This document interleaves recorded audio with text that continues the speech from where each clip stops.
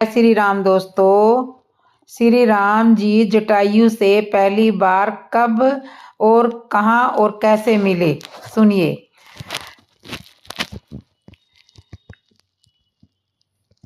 जब श्री सीताराम जी और लक्ष्मण जी को वन में 10 वर्ष बीत गए, श्री सीताराम जी दंडक वन में चलते हुए गोदावरी नदी के तट पर पहुंचे। गोदावरी नदी के तट पर जल की कल कल ध्वनि सुनकर राम जी को यह आभास हुआ कि हम पंचवटी के निकट आ पहुंचे हैं। लक्ष्मण जी श्री राम जी से कहते हैं, भैया हमें वनवास में रहते हुए 10 वर्ष पूरे हो गए हैं।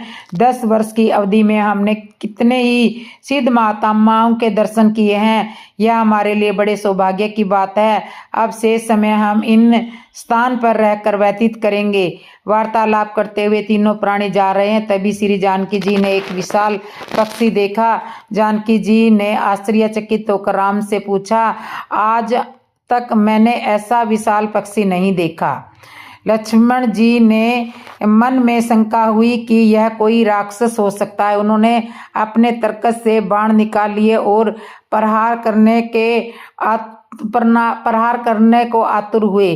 श्री राम जी ने लक्ष्मण जी को समझाया, लक्ष्मण याद रखो, क्या तुम्हें चित्रकूट में भरत के आगमन के समय जो भविष्यवाणी हुई थी वह याद नहीं है? जब तक मित्र और शत्रु के संबंध में पूर्ण जानकारी न हो तब तक उनके प्रति हिंसा या मित्रता का व्यवहार नहीं करना चाहिए। राम जी ने कहा, यह कोई राक्षस नहीं है, यह तो कोई पक्षियों का राजा लगता है। राम जी, लक्ष्मण जी, सीता जी तीनों उस पक्षी राज के निकट पहुंच गए। श्री राम जी ने श्री जानकी जी तथा भाई लक्ष्मण जी सहित अपना परिचय उस गिद्धराज को बताया कि मैं महाराज दशरथ का पुत्र हूँ और मेरे साथ में मेरा छोटा भाई लक्ष्मण है और मेरी भार्या जानकी है, और वह पक्षी और कोई नहीं बल्कि पक्षी राज जटायु था। राम जी के मुख में दशरथ जी का नाम सुनकर वह बहुत आनंदित हुआ। कहने लगा, आज मैं धन्य हुआ हूँ। तुम्हारे पिता दशरथ जी मेरे परम मित्र थे। उस भाव से तुम भी मेरे पुत्र के समान हो और यह देवी मेरी पुत्र वधू के समान है। देवासुर संग्राम में दशरथ जी से मेरी भेंट हुई थी। किस तरह देवासुर संग्राम में जटायु जी ने महाराज दशरथ की सहायता की थी, यह सब कथा सुनाई। देवासुर संग्राम में एक बार महाराज दशरथ घायल हो गए थे, तब जटायु ने अपनी पीठ पर उनको शरण दी थी। फिर जटायु और दशरथ जी द्वारा युद्ध में विजय प्राप्त की गई थी। जटायु कोई साधारण गिद्ध पक्षी नहीं था। वह कश्यप ऋषि और अदिति जी के 2 पुत्र थे, अरुण और गरुड़। अरुण तो भगवान विष्णु की सेवा में चला गया और अरुण भगवान सूर्यदेव की सेवा में चला गया। जटायु और संपाति दोनों यह अरुण के ही पुत्र थे। जटायु छोटा था और संपाति उसका बड़ा भाई था। जटायु जी ने राम जी को आश्वासन दिया कि मैं इसी स्थान पर रहता हूँ और तुम निश्चित होकर इस स्थान पर रहो, मैं यहाँ पर पहरा देता रहूंगा। राम जी ने देखा कि जटायु उनके पिता के मित्र है तो उनके प्रति पितृभाव से वार्तालाप की। गिद्धराज से भेंट हुई। लक्ष्मण जी द्वारा पंचवटी में सुंदर कुटिया का निर्माण किया गया। सीता जी ने उस कुटिया में सुंदर सुंदर पौधे लगाए, पुष्प खिलने लगे। श्री राम जी सीता जी सहित प्रतिदिन वहीं पर सत्संग करने लगे। एक बार श्री राम जी सुख पूर्वक बैठे हुए थे, तब श्री लक्ष्मण जी ने राम जी से छल रहित वचन कहते हैं, प्रभु मुझे ज्ञान वैराग्य और माया के विषय में समझाइए, जिसके कारण आप दया करते हो। तो श्री राम जी लक्ष्मण जी को माया के संबंध में बताते हैं कि यह माया ही है जिसने सबको अपने वश में कर रखा है। श्री राम जी लक्ष्मण जी को संक्षेप में ज्ञान उपदेश करते हैं। लक्ष्मण जी राम जी से ज्ञान उपदेश सुनकर बड़ा सुख पाते हैं और राम जी के चरणों में शीश नवाते हैं। तो आसपास रहने वाले संत महात्मा प्रतिदिन पंचवटी में श्रवण सुंदर गाथा सुनने के लिए आते थे और राम जी के पंचवटी में वह दिन सुखपूर्वक व्यतीत करने लगे। रावण और हनुमान जी का युद्ध। सुनिए, रावण और हनुमान जी का युद्ध। हनुमान जी ने जब से लंका जलाई थी तभी से रावण उनकी पूंछ को लेकर बड़ा परेशान था। हनुमान जी ने जब से पूंछ से लंका जलाई थी तब से रावण बहुत परेशान रहता था। एक दिन रावण हनुमान जी के पास आया और आकर कहने लगा कि आज तुम्हारा और हमारा युद्ध हो जाए। हनुमान जी ने कहा कि तुम भी बलवान और राम जी की कृपा से मैं भी बलवान हूँ, हमारा तुम्हारा युद्ध तो बहुत लंबा चलेगा। रावण ने कहा, नहीं, केवल एक मुक्के का युद्ध होगा, हमारा और तुम्हारा। हनुमान जी ने कहा, ठीक है। दोनों योद्धा तैयार हो गई। रावण ने कहा, पहला मुक्का तुम मारो। हनुमान ने कहा, नहीं, पहले तुम मुक्का मारो। यदि मैं पहले मारूंगा तो हो सकता है तुम बचो भी या नहीं बचो, इसलिए पहले तुम ही मार लो। रावण ने हनुमान जी को पहले एक मुक्का मारा और जोर लगाकर मारा। हनुमान जी घुटने के बल वीरासन में बैठ गए। रावण को बड़ा आश्चर्य हुआ कि हनुमान जी को तो कुछ नहीं बिगड़ा। अब वह बड़ा चिंतित हुआ। अब बारी हनुमान जी की थी। हनुमान जी ने मुक्का मारने के लिए जैसे ही अपना हाथ उठाया, ऊपर से ब्रह्मा जी ने हनुमान जी का हाथ पकड़ लिया। ब्रह्मा जी कहने लगे, हनुमान, यदि तुम ही रावण का काम तमाम कर दोगे तो फिर यह राम जी की लीला का क्या होगा, यह तो अधूरी रह जाएगी। हनुमान जी ने कहा, ब्रह्मा जी चिंता मत करो, मैं केवल रावण को राम जी के बल का अनुमान कराना चाहता हूँ, मैं इसे समाप्त नहीं करना चाहता हूँ। और फिर हनुमान जी ने रावण को एक मुक्का जमाया। रावण लड़खड़ाता हुआ गिर गया, मूर्छित हो गया। तब तो रावण ने हनुमान को ही माध्यम बना लिया था, पहले उसी को समाप्त किया जाए। रावण ने अपनी सारी राक्षस सेना हनुमान जी को पकड़कर लाने के लिए भेजी, किंतु हनुमान जी ने सभी राक्षस सेना का परास्त कर दिया। दूसरे दिन रावण ने हनुमान जी को पकड़ने के लिए 4 तरह की सेना भेजी, हाथी वाली सेना, घुड़साल वाली सेना, रथ वाली सेना और पैदल चलने वाली सेना। लक्ष्मण जी ने राम जी से कहा, प्रभु, हनुमान जी को मारने के लिए रावण ने 4 सेना भेजी है। राम जी ने लक्ष्मण जी से कहा, लक्ष्मण, चिंता ना करो, हनुमान जी सबसे निमट लेंगे। रावण आज बड़ा प्रसन्न था, सोच रहा था 4 तरह की सेना गई है, आज तो निश्चय ही बंदर को पकड़ कर ले आएगी। इधर हनुमान जी ने देखा कि 4 तरह की सेना लड़ने आई है। हनुमान जी ने तुरंत अपने दोनों हाथों में हाथियों को पकड़ कर घुमाया और जो मारना शुरू किया। हाथी से हाथी और घोड़े से घोड़े और रथ से रथ को और पैदल से पैदल वालों को एक दूसरे से मंजीरे की तरह रगड़ रगड़ कर मसल डाला। लक्ष्मण जी ने राम जी से कह रहे हैं, हनुमान जी कमाल कर रहे हैं। राम जी ने कहा, लक्ष्मण, पीछे भी तो देखो, हनुमान जी की पूंछ और कमाल कर रही है। जो आया उसको लपेट कर फेंक का। पूंछ के लिए कोई सीमा क्षेत्र निश्चित नहीं है। ऐसा भी नहीं है कि केवल इतने क्षेत्र में ही पूंछ का प्रभाव है, पूंछ सारा क्षेत्र कवर कर रही है, छोटी भी हो जाती है और बड़ी भी हो जाती है। रावण के संवाददाता रावण के पास समाचार लेकर गए। रावण ने पूछा, बंदर कहाँ है? संवाददाताओं ने कहा, बंदर तो वही है। और सेना कहाँ है? संवाददाताओं ने कहा कि सेना तो मर गई, बंदर ने सबको मार डाला, किसी को सामने ही नहीं आने दिया। रावण बोला, मूर्ख थे यह लोग, सब बंदर के सामने आए ही क्यों? पीछे से हमला करना चाहिए था। संवाददाता बोले, महाराज नाराज मत होना, आगे वाले तो कुछ देर ठहरे भी रहे, पीछे वाले तो ठहर ही नहीं पाए। रावण ने कहा, क्यों? पीछे वाले क्यों नहीं ठहर पाए? संवाददाता बोले, फिर नाराज होगे, वही बंदर की पूंछ, उसने सबको लपेट लपेट कर फेंक दिया। रावण बोला, नाम मत लो मेरे सामने पूंछ का, ठीक है, नहीं लेंगे। अब तो रावण ने यह ठान लिया कि बंदर को तो पकड़ना ही पड़ेगा।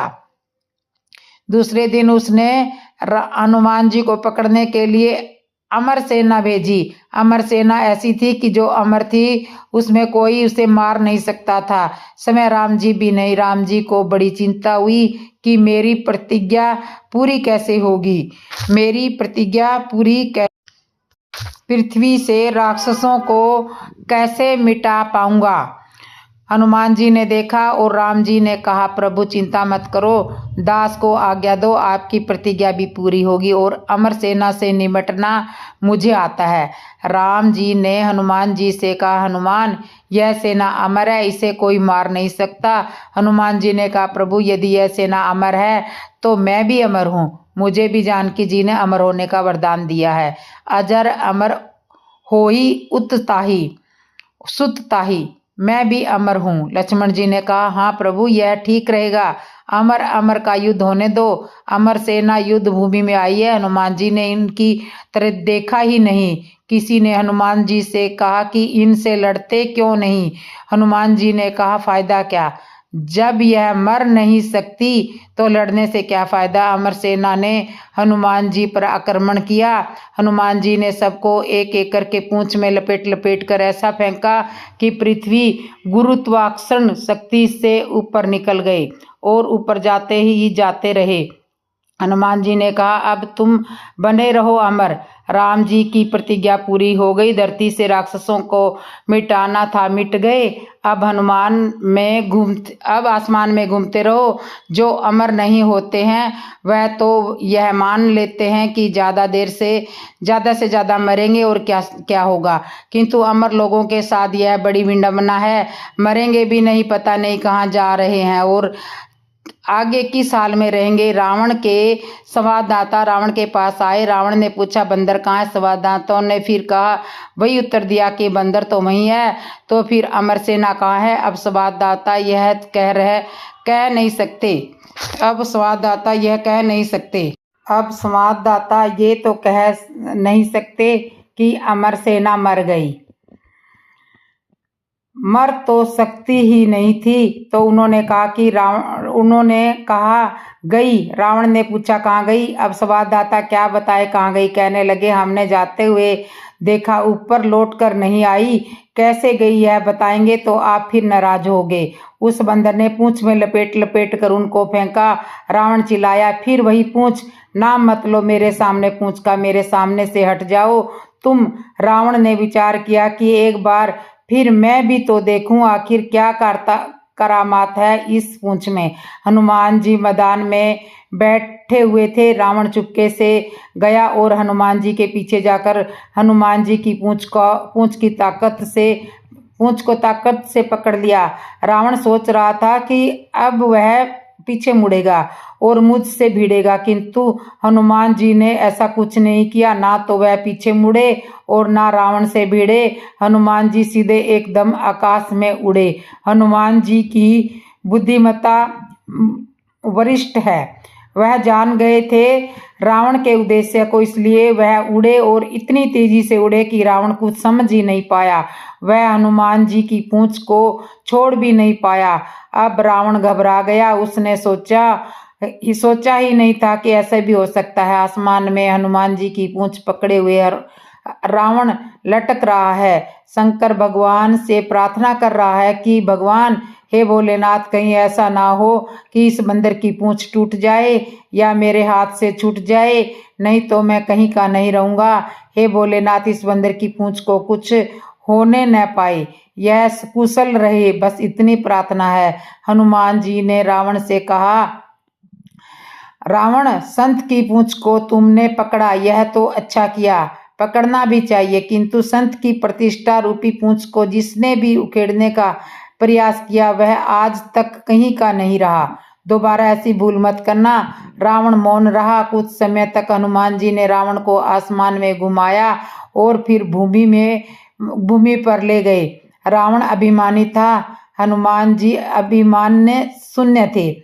उन्हें अपने बल का अहंकार नहीं है। उन्हें केवल इस बात का गर्व है कि वह भगवान श्री राम के दूत हैं। इस तरह से रावण और हनुमान जी का युद्ध रहा।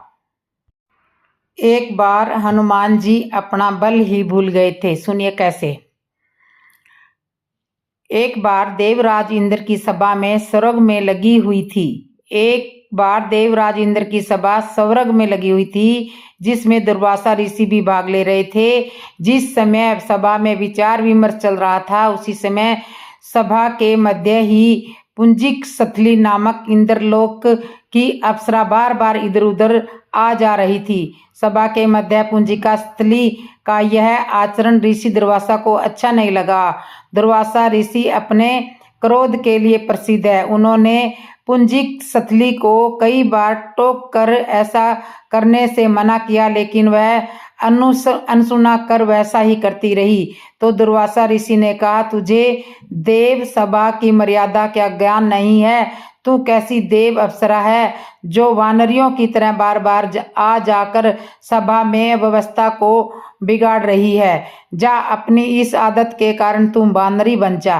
दुर्वासा ऋषि का श्राप सुनकर पुंजिक स्थली सन्न रह गई। उस अपने आचरण का यह परिणाम यह सोच भी नहीं सकती थी, पर अब क्या हो सकता है, भूल हो चुकी थी। उसके कारण वह श्रापग्रस्त भी हो गई। उसने हाथ जोड़कर अनय विनय करने पर ऋषि वर अपनी मूढ़ता के कारण वह भूल में अनजाने में करती रही और आपकी गर्जना पर भी ध्यान नहीं दिया। सभा में व्यवधान डालने का मेरा कोई उद्देश्य नहीं था। कृपा करके आपके इस श्राप को मेरा उद्धार कैसे होगा? अप्सरा की विनती सुनकर ऋषि दुर्वासा पसीज कर बोले, अपनी इस चंचलता के कारण अगले जन्म में तू वानर जाति के राजा विरज की कन्या के रूप में जन्म लेगी।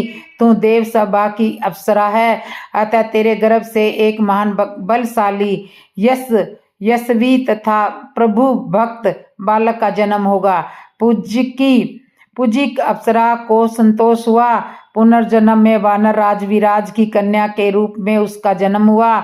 उसका नाम अंजना रखा गया। विवाह योग्य होने पर इसका विवाह वानर राज केसरी से हुआ। अंजना केसरी के साथ सुखपूर्वक परास तीर्थ में रहने लगी। इस क्षेत्र में बहुत शांति थी तथा बहुत से ऋषि आश्रम बनाकर यज्ञ आदि करते रहते थे। एक बार ऐसे हुआ कि वन में विचरने वाला शंख बल नामक जंगली हाथी परमक्त हो उठा तथा वन में उत्पात मचाने लगा। उसने कई आश्रमों को रौंद डाला, यज्ञ वेदियां नष्ट कर दी। उसके भय से भागते हुए अनेक तपस्वी बालक आहत हो गए। कई आश्रम उजड़ गए। कई ऋषि भय के कारण आश्रम छोड़कर चले गए।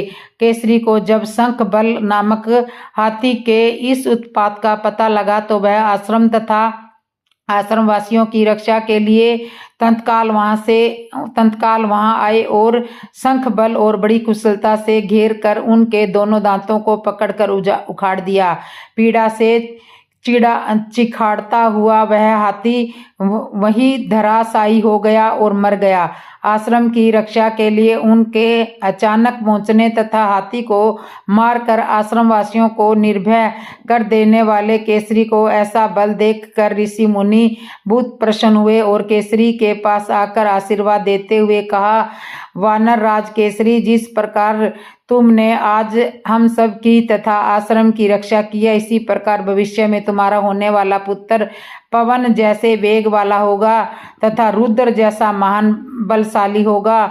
तुम्हारे बल तेज के साथ साथ उसमें पवन तथा रुद्र का तेज भी व्याप्त रहेगा। केसरी ने कहा, ऋषिवरों, मैंने तो बिना किसी कामना के परमत हाथी को, जो किसी प्रकार वंश में नहीं आ रहा है, मारकर उसकी इस यज्ञ भूमि को निर्भय किया है। आपका दिया हुआ यह आशीर्वाद मुझे सिरोधार्य। केसरी ऋषियों प्रमाण कर चले गए। समय आने पर अंजना के गर्भ से एक बालक का जन्म हुआ। उसमें अपने बाल्यकाल से ही ऋषियों के द्वारा आशीर्वाद का तेज झलकने लगा। आश्रमों में वह पवन वेग की तरह जहां जहां पहुंचता था, आश्रमों में विघ्न डालने वाले वन्य जीवों तथा दुष्ट व्यक्तियों को अपने अपार बल से खदेड़ देता था। अपने इस पराक्रम से वह मद की जाता था। अपने साथियों के साथ वह आश्रमों में क्रीड़ा करने लगा। उसको देखने से कोई रोकता तो वह उसको भी तंग करने लग जाता था। बालक तो था ही उसके बाल कौतुक से जब ऋषियों को ऐसी विदा होने लगी तब उसके पूजा पाठ और यज्ञ में व्यवधान आने लगा तो उन्होंने उसके स्वभाव में शांति लाने के लिए आशीर्वाद जैसा श्राप दिया कि तुम अपने बल को हमेशा भूले रहोगे। तब कोई तुम्हें आवश्यकता होने पर तुम्हारे बल की याद दिलाएगा, तब फिर तुम में अपार बल जागृत हो जाएगा। इससे वह बालक शांत स्वभाव का हो गया। केसरी नंदन वह बालक आगे चलकर हनुमान जी नाम से प्रसिद्ध हुआ। हाँ, यही है हनुमान जी की जो भगवान शिव के रुद्र अवतारी है और प्रभु श्री राम के परम भक्त है। माता सीता की खोज के लिए जब कोई समुद्र पार करने का साहस नहीं कर सका था और हनुमान जी चुप बैठे थे तो जामवंत ने हनुमान जी को उनके बल की याद दिलाई थी। तब उन्होंने समुद्र पार जाकर माता सीता की खोज की थी। श्री राम और भरत का मिलाप सुनिए कैसे हुआ। मित्रों, जैसा कि आपने पिछली वीडियो में सुना था कि माता सीता ने वन में एक बुरा सपना देखा था और लक्ष्मण जी को भरत के आने की सूचना मिलती है। जैसे ही सूचना मिलती है लक्ष्मण जी क्रोधित हो जाते हैं। क्रोध में लक्ष्मण जी नीति को भूल जाते हैं। लक्ष्मण जी राम जी से बोले, आज मैं आपका सेवक होने का यश लूंगा और भरत को आज संग्राम में शिक्षा दूंगा। आज इसकी रक्षा के लिए स्वयं भगवान शंकर भी आएंगे तो भी मैं आपकी सौगंध खाकर कहता हूँ कि इसे संग्राम में मार दूंगा। लक्ष्मण जी के क्रोध को देखकर तुरंत आकाशवाणी हुई। आकाशवाणी ने कहा, निश्चित लक्ष्मण, जैसा तुम कह रहे हो वैसा कर सकते हो। तुम्हारे प्रताप को सारा जगत जानता है, किंतु कार्य को करने से पहले उचित और अनुचित का विचार अवश्य कर लेना चाहिए, नहीं तो पछताना पड़ता है। आकाशवाणी सुनकर लक्ष्मण जी से पूछा गए। श्री राम जी बोले, लक्ष्मण, तुमने जो कहा है वह ठीक ही कहा है। राजपद पाकर सबको अभिमान हो जाता है, किंतु तुम भरत को नहीं जानते हो। भरत साधु है। तुम जिस सत्ता की बात करते हो मैं तुम्हें विश्वास दिलाता हूँ कि मेरे एक इशारे पर भरत अयोध्या तो क्या तीनों लोकों का राज्य भी मुझे उसे मिला दें तो भी उसका त्याग कर सकता है, क्षण भर में उसे छोड़ सकता है। भरत के विषय में तुम्हें ऐसा नहीं सोचना चाहिए। इधर राम जी लक्ष्मण जी को समझा ही रहे थे, तब तक भरत जी समाज से अलग होकर शीघ्रता से दौड़ते हुए राम जी के निकट आ पहुंचे। भैया भैया पुकारने लगे। श्री राम जी श्री सीता जी सहित आश्चर्यचकित होकर भरत जी की और देखते रह गए। भरत जी राम जी के चरणों में लकड़ी की तरह लेट गए। राम जी ने भरत जी को उठाकर हृदय से लगाया। श्री राम जी और भरत जी के मिलन की कृति का बखान कोई कैसे करेगा। मिलन प्रीति किमी जाए बखानी। श्री राम जी और भरत जी का जिस तरह से मिलन हो रहा है, देवताओं की भी धड़कनें बढ़ गई। उन्हें लग रहा था कि अब तो पक्का उनका काम बिगड़ ही जाएगा। अब दोनों भाइयों का प्रेम इतना अधिक है तो कोई एक दूसरे की बात को कैसे टालेगा। भरत जी राम जी को मनाने के लिए आए हैं। वह निश्चित राम जी को मनाकर अयोध्या लौट ले जाएंगे। राम जी भरत जी की बातों को टाल नहीं पाएंगे। देवताओं के गुरु बृहस्पति ने देवताओं को समझाया, मूर्खों, होश में आओ, चेतो, अज्ञानता छोड़ो, व्यर्थ की चिंता मत करो। राम जी और भरत जी के मिलन जी का फूल वर्षा से स्वागत करो। आगे जो भी होगा सब हमारे ही हित में होगा। राम जी और भरत जी के मिलन का वर्णन करना संभव नहीं है। कवि के लिए यह वचन मन और कर्म तीनों से अगम है। तुलसीदास जी महाराज कहते हैं, यह राम जी भरत जी का मिलन वाणी का विषय नहीं है। भरत जी ने जैसे ही दूर से राम जी को देखा और देखते ही लकड़ी की भांति जमीन पर गिर गए, दंडवत प्रणाम करने लगे। भरत जी का राम जी के प्रति यह प्रेम देखकर लक्ष्मण जी मन ही मन अपने द्वारा भरत जी के विरुद्ध कहे हुए शब्दों को प्रायश्चित करने लगे। लक्ष्मण जी जान गए भरत जी राम जी से कितना प्रेम करते हैं। श्री राम जी ने भरत जी को जैसे ही देखा अपने हाथ से धनुष, बाण, पीताम्बर सब कुछ छोड़ दिया, मानो शरीर की कोई शुद्ध बुद्ध ही नहीं रही। किसी ने कहा है कि आप तो क्षत्रिय हैं और एक क्षत्रिय के लिए इस तरह से शास्त्रों को गिरा देना शोभा नहीं देता, प्रभु श्री राम जी बड़ा सुंदर उत्तर देते हैं कि मैं जानता हूँ मैं क्षत्रिय के लिए अपने शस्त्रों का त्याग कर देना पराजय सूचक है, किंतु आज मैं यह दिखाना चाहता हूँ कि जिस राम के आगे बड़ों बड़ों ने हथियार डाल दिए, किंतु भरत वह है जिसके आगे राम को भी हथियार डालने पड़े हैं। राम ने भी अपना पराजय को स्वीकार कर लिया है। किसी ने कहा पीताम्बर का भी तो आपने त्याग कर दिया है। राम जी ने कहा पीताम्बर तो अपने आप गिरा है। पीताम्बर ने देखा जिसके प्रेम में भरत जी लकड़ी की भांति जमीन में लेटे हैं, यह देखते हुए भी यदि मैं अपने स्थान का त्याग न करूं तो मेरे लिए यह लज्जा की बात है। इसलिए पीताम्बर भी भरत जी के प्रेम को देखकर उन्हीं की भांति भूमि पर गिरा है। राम जी और भरत जी की प्रेम दशा का वर्णन किया नहीं जा सकता। लक्ष्मण जी को लगा कि भैया राम भरत जी के प्रेम में इतना खो गए हैं कि उन्हें यह याद ही नहीं है कि भरत जी उन्हें प्रणाम कर रहे हैं। यह विचार करके लक्ष्मण जी राम जी की ओर जाने लगे। जब लक्ष्मण जी राम जी की ओर जाने लगे तब लक्ष्मण जी की पीठ भरत जी की ओर हो गई। लक्ष्मण जी राम जी के सामने जा रहे हैं। किसी ने लक्ष्मण जी से कहा कि आज आपने भी भरत जी की ओर पीठ कर ली। लक्ष्मण जी ने बड़ा सुंदर उत्तर दिया कि मैंने भरत जी की ओर पीठ इसलिए की है कि मैंने भरत भैया को आज बहुत कटु शब्द कहे हैं, इसलिए मैं भरत भैया को अपना मुंह दिखाने के लायक नहीं समझता हूँ। उनकी ओर पीठ करके ही ठीक है। आज लक्ष्मण जी को यह स्थिति है कि कभी तन से किसी और के साथ हो सकते हैं, किंतु मन से सदा राम जी के साथ रहते हैं। वन गमन के लिए माता सुमित्रा से आज्ञा लेने के लिए गए थे, किंतु मन राम जी के चरणों में था। मन में हमेशा श्री राम जी के साथ ही रहते हैं, किंतु आज तन से राम जी की ओर जा रहे हैं और मन से भरत जी का राम जी के प्रति जो प्रेम है उस प्रेम में लीन है। पहली बार मन में भरत जी के प्रेम में मगन है। श्री लक्ष्मण जी ने राम जी के चरणों को प्रणाम किया। अश्रुधारा ने राम जी के कोमल चरणों का स्पर्श किया। राम जी की चेतना जागृत हुई। देखा लक्ष्मण जी चरणों में है। श्री राम जी ने कहा लक्ष्मण आज इस तरह से प्रणाम क्यों कर रहे हो? लक्ष्मण जी बोले भैया मैं प्रणाम नहीं कर रहा हूँ, मैं आपको अवगत करा रहा हूँ कि कोई आपको प्रणाम कर रहा है। राम जी ने कहा कौन प्रणाम कर रहा है? लक्ष्मण जी ने कहा भैया भरत आपको प्रणाम कर रहे हैं।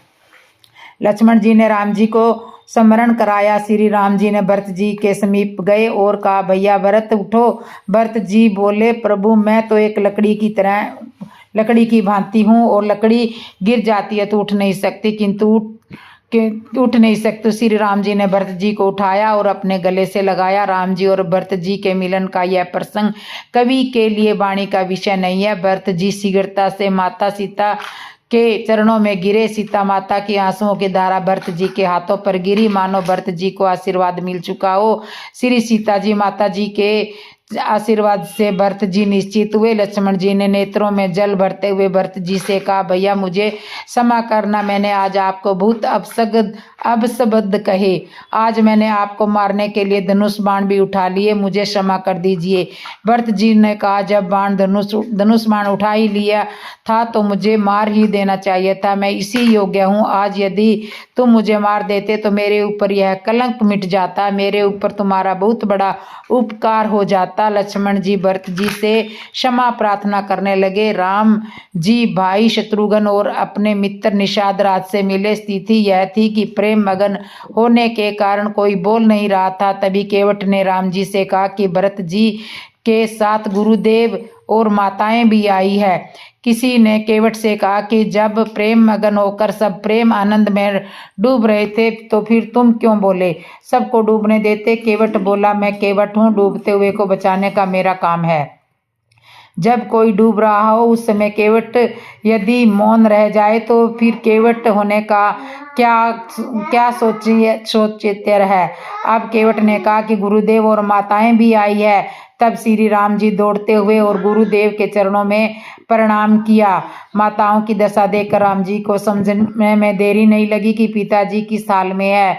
चित्रकूट में दशरथ की शोक में श्री राम जी के चारों भाई और माताएं सब नगर वासियों में शोक छा गया, मानो आज ही दशरथ जी ने प्राण त्यागे हों।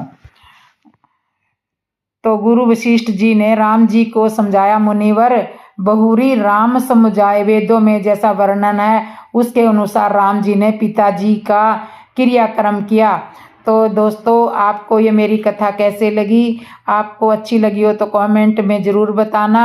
और जिसने मेरे चैनल को सब्सक्राइब नहीं किया, सब्सक्राइब करना, लाइक करना, कमेंट करना और बेल आइकन बटन तो ज़रूर दबा लेना और नोटिफिकेशन भी कर देना और वीडियो को शेयर ज़रूर किया करो। तो जय श्री राम।